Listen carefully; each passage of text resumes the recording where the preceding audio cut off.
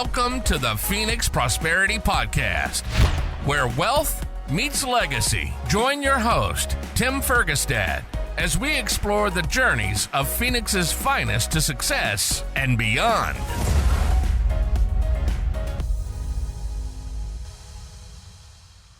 All right. Hello, this is Tim Fergestad. Thank you everyone for joining us. I'm very pleased to have Kelly Royle with me here today. Kelly's the vice president at JLL. She focuses on industrial, supply chain, and logistics solutions. Welcome to the show, Kelly. Thank you. Thanks for having me. Excellent. So I do real estate investments now, and I'm very excited to be talking to another real estate nerd. You focus on industrial, though. That's not a space that I do a lot in, but it's commercial real estate. They're very related, right? The market cycles and stuff. They're a little shifted. Yeah, right? exactly. So why don't you give us a snapshot of your business right now? Sure. Yeah. So hi everyone. So I focus primarily in the West Valley here in the Phoenix MSA. So think anything west of the I-17. I've been doing it now a little over 4 years. My background is in design and construction. Actually, started in the commercial real estate space at LG Design Build. They also have a development arm called Creation. So that's when I got my first taste of industrial. So yeah, everything's just been crazy since COVID. It's been a lot of fun, but I'm sure a lot of people notice a lot of the industrial buildings going on around town. So yes, there's a lot of them. They're huge.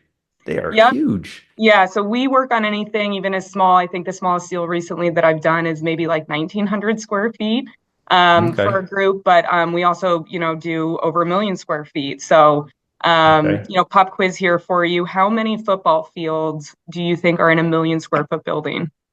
Wow. 20? 27. So yeah, that's pretty good. That's respectable.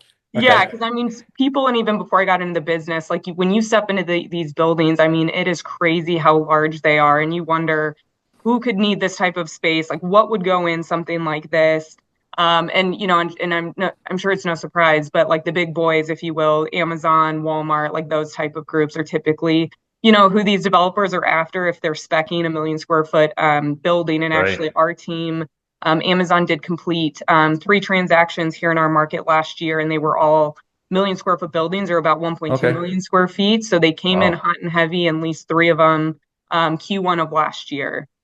So it's crazy, but we all know Amazon obviously is the monster when it comes to that, and that's how we get our stuff basically. The next day, as it comes from these large warehouses. Everything that we have, for the most part, comes on a truck, and that comes from a warehouse. So I know some people say, not my backyard type of deal, but they also want their Amazon, package, the next day. So it's a necessary evil. But that's why I love industrial. Most of the time it's pretty straightforward as far as like distribution and logistics. But now Arizona is a market. We're seeing more and more manufacturing requirements for the nearshoring and onshoring. So that's been really cool to see how our market has changed. And I'm sure, too, with your residential, background as well, and some of the things that you've done, our economy is a lot more diversified than where it was in, the 2008 type deal when it was more just housing. Yeah. So now we're a lot more diversified. It's exciting just to see all the different companies who have made a commitment here in Arizona. And of course, all the other, groups too that Arizona continues to chase through Arizona Commerce Authority, and also Greater Phoenix Economic Council. Okay, right. Yeah, the state's been very good, very business friendly, very good job at recruiting a lot of different industries here. Before we dive into the details of the properties and stuff, let's talk a little bit more about sort of the regional aspect to it, focusing on the west side here. But Amazon, for example, right? We're talking about the gorilla in the room. So they have different distribution hubs throughout the valley. Correct. Are there a lot more out east in Mesa and out in west in Glendale? Is that kind of where most of them are? Yeah, so they're typically going to be, they try to get, closer to the major population, right? Again, just to get your things to quicker, sooner, faster. So from, when you're looking at the West Valley versus the East Valley, the West Valley tends to have larger warehouses. uh, versus the East Valley. But with that being said, yeah, Amazon, I forget how much square footage they have here in our market. I want to say it's upwards of like 15 to 20 million square feet, I want to say. And Wow. they have a couple different models as well. So some of the buildings that they took down last year was for like their IDX model. And I want to say it has to do with like reverse logistics, but don't hold me to that. But Huh. they have last mile facilities. They also have, bulk distribution where those larger items that Amazon carries. So they have a couple different models that require different facilities. But yeah, Right. they have locations all over. But I would say the bigger warehouses are going to be in the West Valley. Okay. Interesting. And of the West Valley, are all the cities more or less the same in terms of being business friendly and recruiting these sort of properties? Yeah, so from an incentive standpoint, typically and that's all going to be driven by the tenants and how many employees they're going to have and how much they're going to be paying their employees. And then Okay. ACA, Arizona Commerce Authority, essentially works on what they're able to offer that tenant, to be here in Arizona. And then each state or even tax and school districts sometimes can offer different types of incentives and that type of a thing. So yeah, I would say they all work very nicely with tenants and will roll out the red carpet and that type of a thing. From an industrial development standpoint right now, some cities push back a little bit more. They've had a little bit of industrial fatigue. Okay. So I think Goodyear, the city of Goodyear now has they're a little tired of industrial development. They have a lot of data centers. And then also in the East Valley as well, we know what we've heard, and again, I specialize more in the West Valley, but the city of Mesa now has kind of pumped the brakes on a lot of that development as well. But for a developer or for a user looking to build their own facility, if the land is already zoned industrial, I mean that is it is going to be allowed. If they are trying to rezone a property that was zoned for residential or commercial, that's where we see whether it's a user or a developer have a little bit more challenges working with the city to get that rezoned. And it makes sense, right? Because if you already have single family homes, multifamily, your commercial centers, that type of a thing, and then you wouldn't necessarily want like an industrial warehouse like right in the middle of that. So that makes sense just from like a Right. master planning, Sure. standpoint. Okay. Okay. I do see some on the south side of the 10 over there as Yep. well. Is that Levine? What is that? Buckeye? Yeah, I don't even so know. as you're driving west on the 10, you're going to hit, obviously, you're going to be in the Phoenix into the avenues. Then you hit like Tolleson and Avondale and Goodyear and Buckeye. That's all going to be along there. But yeah, you're probably thinking of, I mean, there's some older buildings there that have been there for quite some time. And these industrial users, you bring up a good point. I mean, primarily they want to be along the major Right. freeways and highways, right? That just makes the most sense for them to get their product in and out and that type of a thing. So some recent deals that just got done there south of the I-10 in Avondale. USPS actually just leased about a year ago now, about 450,000 square feet there. And they chose that location to try to stay more infill. They didn't really want to look further west. Also, Caprock is the developer at the 202 and the 10. They have a Okay. large development called West 202 Logistics. They have some smaller, more mid-bay buildings that can cater down to like, I think, 50,000 square feet. But then they also have a 500,000 square foot building that's available along with like a million square footer. So yeah, there's tons of buildings there that you're going to see. And I would say a lot of tenants do really like that I-10 corridor or, the 303 and then the Northern Parkway, to the north. So Okay. that's where, yeah, the kind of line of development is. Okay. Interesting. And a lot of the I don't remember the term for it. A lot of the warehousing is high, right? Yep, Ceilings, right? That's the yep, demand right now. yep. Um, but not like data centers that have strong energy and other sort of utility demands. So where are those compared to the rest? Sure, yeah. So some of the data centers here, and I'm sure you'll see some, like there's a big QTS campus right off the 202 and like 40th Street. But yeah, you're exactly right. Data centers can't necessarily just fit into a spec industrial building. data centers are really their own product type. Just you nailed it. I mean, they have their own demand or utility needs. They obviously require a lot of power to store all that data and keep those systems cool and everything. The newer data centers and again, it's not my food group, but they're more on a closed loop system now, that they're not as water centric as they once were to keep that equipment cool. But nonetheless, they do require quite a bit of power. And so, yeah, that's now even for like JLL for our research too, we have our own like data center research report, because we don't count data centers like in our industrial numbers, whereas some of the other. Correct. Yep. Yeah. I wish a data center could just fit into an industrial building of a spec one. But yeah, so the spec buildings, then to your point, I mean, yeah, the bigger boxes, they can, the clear height within the box is about 36 to 40 clear. But the buildings themselves then are going to be, upwards of 50, 55 feet. Because yeah, a lot of those, depending on what the tenant's doing inside the box and how high they're trying to rack, they definitely try to maximize, the verticalness in the building, basically. And so yeah, so it's been interesting, just to see all that, but not all tenants need those bigger boxes. So there's definitely a lot of space now that can cater to the smaller tenants who do service more of like the residential community, whether it's your safe light, your carpet and tile distributor, landscaping, that type of a thing. So we see a lot of that demand as well, just in the different tenant profiles. Okay.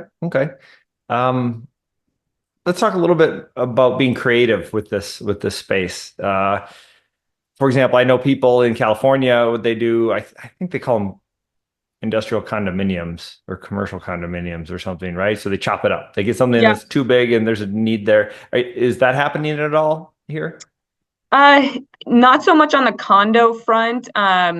Mostly like the newer, more we call it smaller mid-bay product type that can cater down to those smaller suites. Typically that building envelope is going to be like 100 to 200,000 square feet. And yeah, they will certainly divide that down anywhere from 10,000 square feet up to, however that they want to slice and dice it to cater to those. But a lot of developers tend to not want to sell the individual units. At least on the product that, that our team works on. They may sell the whole building as a whole on the investment sale market, but typically aren't doing like condos. Not to say again that, not, I know some developers in the East Valley, I think, do that. They have that more condo type model. And then you did mention California. So you bring up, a interesting aspect here to what we're seeing, especially here in the West Valley. And it's no surprise, just everything that, we continue to hear about California and unfortunately like the fires, that type of a thing. But we are now seeing a lot of companies actually leave California, whether it's a relocation or an expansion away, and land in our West Valley. Because there's those truck drivers can essentially make it to both in one day. So there's a couple of examples and case studies that we've seen of companies make that decision, just, how business friendly Arizona is. And they want to be, they still want to service California, but they don't want to have their operation there. So we represented a landlord and leased about 350,000 square feet to ExxonMobil. That was off of the 10 in Buckeye. In like Miller Road. So pretty much on your way out when you're driving to California. But that was a classic example. They completely, moved their operation here. We recently just represented BP Castrol in a smaller building for about 170,000 square feet. But same thing, they left Fontana, California and wanted to set up shop here in the city of Surprise, Arizona. But still are going to be servicing California. So those are just two examples. I think over the past 4 years, we've cataloged about 20 million square feet of companies who have actually landed in the West Valley that are California related. Yeah. Okay. So they're not just buying all the homes, they're buying the industrial as well. Yeah. Yep. Or leasing it. Okay. So can you talk a little bit about how JLL competes in the space? Sure. Yeah. So, I mean, in my opinion, I might be a little biased. I think JLL is great, but yeah, we're definitely one of, I think, like the top four here in our market when it comes to commercial real estate firms. And we have our friendly competitors over at CB, Cushman, and also Colliers. But we're a global firm. I forget now what the count is of how many employees we have, basically, yeah, across the globe. Here for the Phoenix office, I would say we have about 75 to 100 people who actually have a desk here at 44th Street in Camelback. But we have a tons of, remote workers as well, whether they're on our project development services team or just our project management team, property management, you name it. So yeah, we are a Fortune, I should know this, definitely Fortune 500 company. Right. But no, it's been great. And I would say too, just from a data and research, and I know you're a research nerd, as you said. I am. Yeah, so we definitely try to have the best data because that's obviously how we do our business, and a lot of decision making is based on some of those data points, and so we track that very closely here. We have a great research team, but no, it's nice to work with our friendly competitors, and we're all part of the same mission. We want to see deals get done and do right by companies and everything. So. Right. Well, there's a lot of interplay too, right? Somebody comes in manufacturing something, then they need the distribution and the space and jobs come and all that Yep, stuff. exactly. Yep. Yep. Yep. So, what are some of the biggest goals for, I don't know, if 2025, Q2, whatever, for you at JLL, not personally, Yep. we'll do that next. Yep. Yeah. So I guess professionally, yeah, I would probably be to, as I mentioned kind of on the front end when we started talking. So our team primarily does, I would say 70% of our business is on the agency or the landlord side. We have number one market share in the West Valley. So we have a handful of vacant buildings at the moment. They're great buildings, ready for occupancy. They have all of the base building improvements that a tenant or buyer could want as far as, office space, LED lighting, some dock equipment. Now, a lot of the buildings do have 100% HVAC. And we know how hot. I can't believe it's already, into the 90s this week, which is crazy. Right. But yeah, so great buildings, and we would just love to see some tenants make some commitments and take down some of the space. So I think that's one of my big goals is to get some more leasing or sales done. And then yeah, but it's great getting to also to meet more people as well and just expand my network. So Okay. Challenges for that. Is it recruiting like from California or other businesses? Are you trying to work with like we said, the corporation commissions or other stuff that as they recruit different businesses to the area? I imagine that's a big part, but do you have any of your own activities or funnels, if you will? sure, yeah. So we have a good relationship with our friends over at Arizona Commerce Authority, and then also Greater Phoenix Economic Council. Because Okay. typically, yeah, when there's a large user considering Arizona in comparison, we compete with Nevada, Texas, and Utah probably the most. I'm sure there's going to be some one-offs. There's one group that was touring, and they're also looking at Columbus as well. So, but we work with them a lot, to let us know what they're seeing on the front line there. Okay. And they ask, hey, what do you have that could accommodate, this user that's looking for X, Y, Z. So we keep those lines of communication open there, but of course, still, at the end of the day, I'm in sales. So I think, yeah, cold calling, warm calling, just continuing to network and just promoting, our space. But yeah, I'm sure, just like anyone, I'm sure I could do more cold calling in sales, right? So Yeah. Whee! Okay. Okay. Okay. Interesting. Thank you. All right. And how about personally? You have some challenges. First let's back up. So you said you were with LG Yep. before you were trained in design. Well, it's kind of funny. So I know you had mentioned too on the front end that some of your background is in education. So I don't have the traditional commercial real estate like path, I guess, to where Okay. how I got here. But I actually went to Arizona State University, and I have my degree in elementary education. Never Okay. actually went into teaching. Knew I always wanted to then get into sales. So I had a handful of different sales jobs, until I eventually found my way to LG Design Build, actually as a business development manager.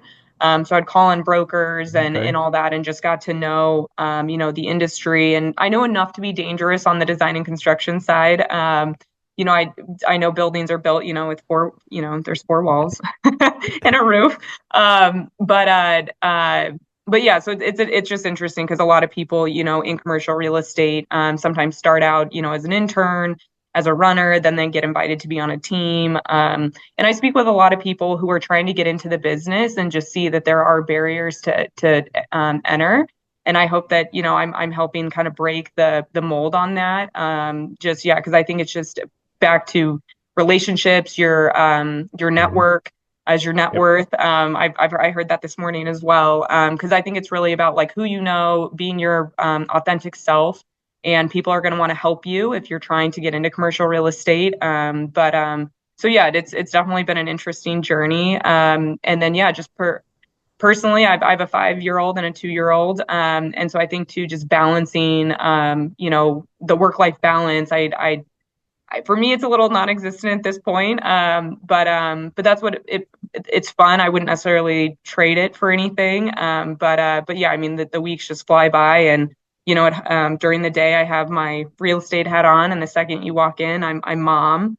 So yeah, so they both keep me on my toes, and so yeah, it's a lot of fun, but it's a lot of hard work too. Right. Yes. Yes. And I imagine that with an education degree too, you're going to start you leaning a little, busting some of that out anyway. Right. My 5-year-old doesn't have homework yet, so I am waiting for that so then I can help him with it. But yeah, so it's a lot of fun, but it can be a grind. Okay. What's the goal for you personally and professionally 5 years, for example, with JLL, for example? Yep. So right now, and how brokerage works, I mean, our titles are a little funny, right? So it's, at the front end, you said Kelly Royle, vice president. It sounds pretty shiny. But I started off as an associate, and really it's just your tenure in the business. And also it will be tied to certain like revenue rankings. So I think, as looking forward to 5 years as I continue to grow in the business, because this will be 4 years in June. I think, yeah, to have that, I think the highest title here is like executive managing director. I mean, that's probably more like 10, 15 years out. But again, it's tied to revenue. So I hope that, in 5 years, my business continues to grow to help me get to that point. And a lot of this hard work on the front end, starts paying off. That people start calling me versus, some of my team members first who are been in the business for 40 plus years. Right. And yeah, and I think then personally in 5 years, oh geez, my kids will be 5 and 7 by then. Probably that, I can, just be at all their games and that type of a thing, and have maybe a little bit more work-life balance. Okay. Yeah, you're in the thick of it right now. Yep. Okay. Excellent. Excellent. Okay. Well, on the teaching front, right?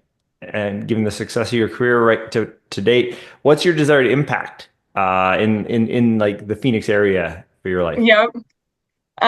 Let's see. I mean, yeah, just servicing my clients, whether my existing or future clients, and doing a good job getting them into the right space if I'm on the tenant rep side, or of course on the landlord side, just getting their buildings leased and sold and that type of a thing.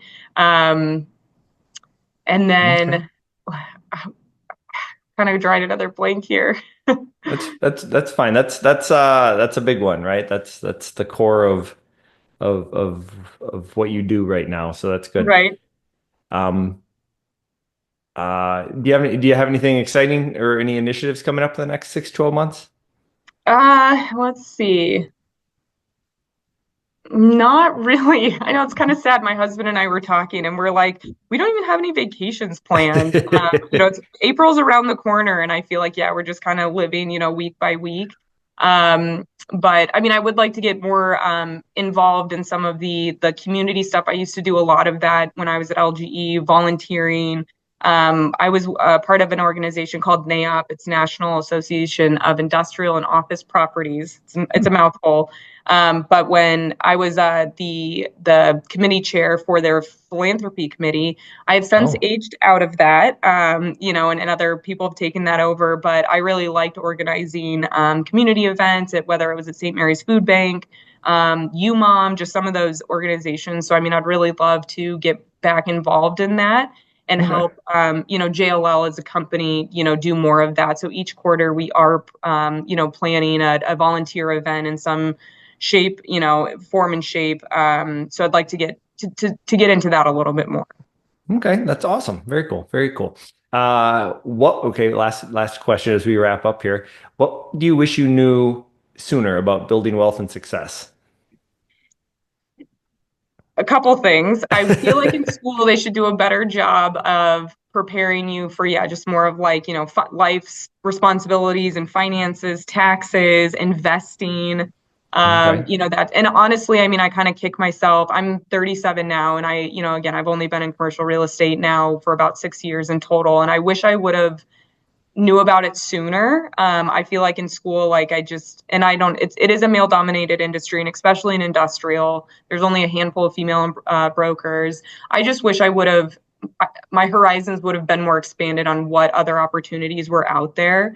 And again, I stumbled into commercial real estate just by, people that I knew and the relationships that I had. And I wish I had found it earlier, but I think I had to kind of go through a couple different jobs and industries until I found this. And being a Phoenix native, I mean, I love that I know about things. I know more about Arizona now than I did living here my whole life, so I just, I had no idea that there was company or groups like ACA and GPEG that, are out there promoting and selling Arizona. I mean, to me, that is so cool.